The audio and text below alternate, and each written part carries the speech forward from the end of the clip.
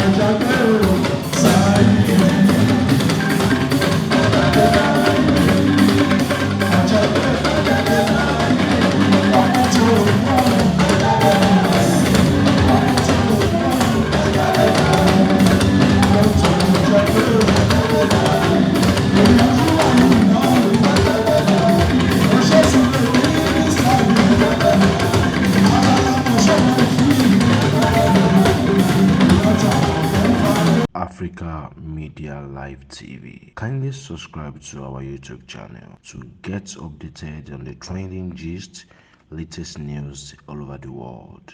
Like our page, subscribe, and share with friends. Thank you.